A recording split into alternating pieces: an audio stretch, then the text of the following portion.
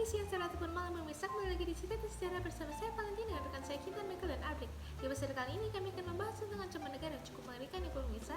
Topik ini tidak hanya akan meliputi ancaman negara di Indonesia, tapi juga akan meliputi ancaman negara yang pernah dialami negara-negara di bagian Eropa Timur saat dijajah oleh Uni Soviet.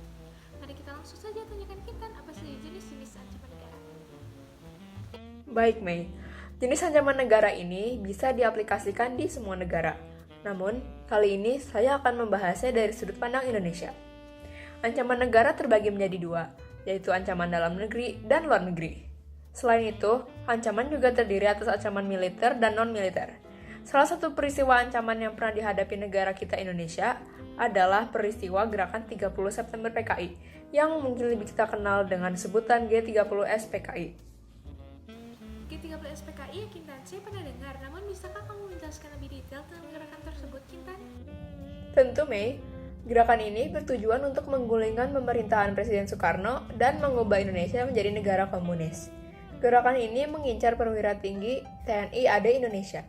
3 dari 6 orang yang menjadi target langsung dibunuh di kediaman. Sedangkan yang lainnya diculik dan dibawa menuju lubang buaya. Jenazah ketujuh perwira TNI AD itu ditemukan selang beberapa hari kemudian.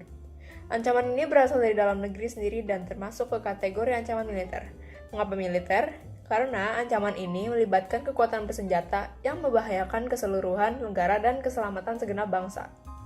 Wah, mengerikan sekali ya, pemerintah kita pasti bekerja sangat keras untuk mempertahankan negara kita. Tidak terbayangkan bagaimana nasib suatu negara tanpa pemerintahan yang kuat. Namun itulah yang tampaknya terjadi di Eropa Timur saat dijajah oleh Uni Soviet. Benar begitu, Abrik dan Michael? Tepat sekali, Mei.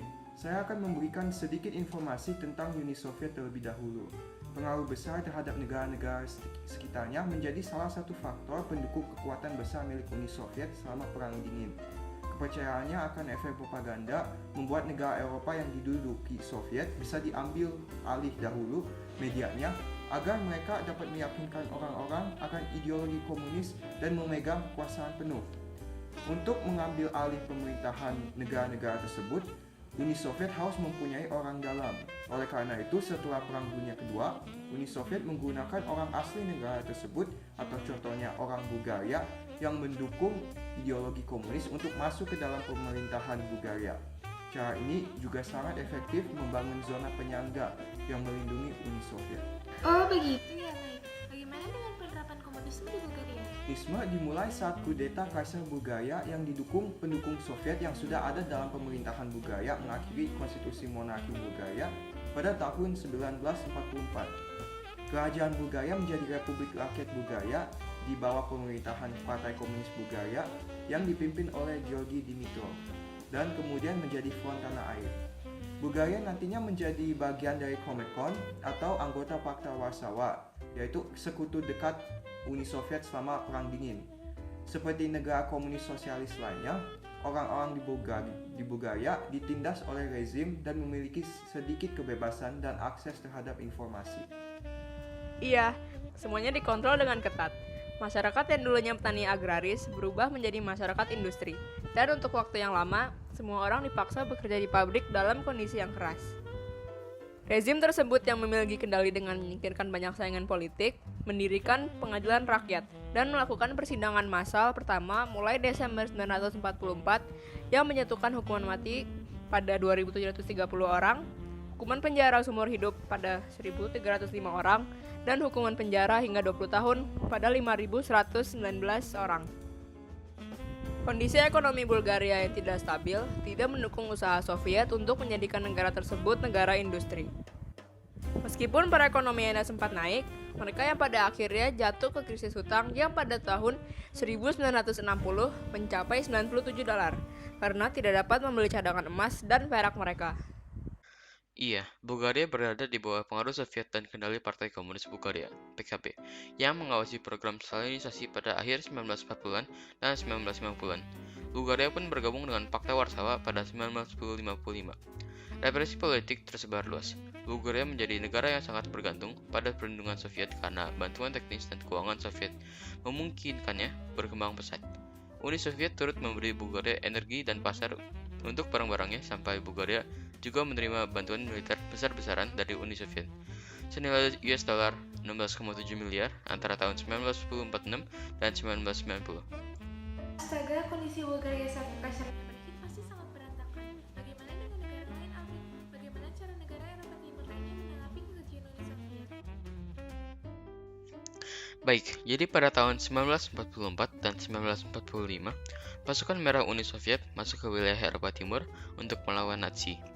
Setelah perang berakhir, Stalin bertekad untuk mengontrol Eropa Timur agar negara lain tidak bisa menggunakan Hungaria dan Polandia sebagai pos persiapan perang. Ia pun membuat beberapa kebijakan. Kebijakannya adalah untuk setiap negara Eropa Timur mempunyai pemerintahan komunis yang setia kepada USSR, dan agar setiap ekonomi negara terikat dengan ekonomi USSR. Juga, apabila pengontrolan komunis diancam, setiap negara dapat menggunakan tentara masing-masing atau menghubungi pasukan merah untuk bantuan. Terakhir, agar Fakta Warsawa tahun 1955 mengikat semua negara Eropa Timur dekat dengan Uni Soviet. 2 tahun setelah Stalin meninggal, pada tahun 1953, kebijakan baru mulai berkembang.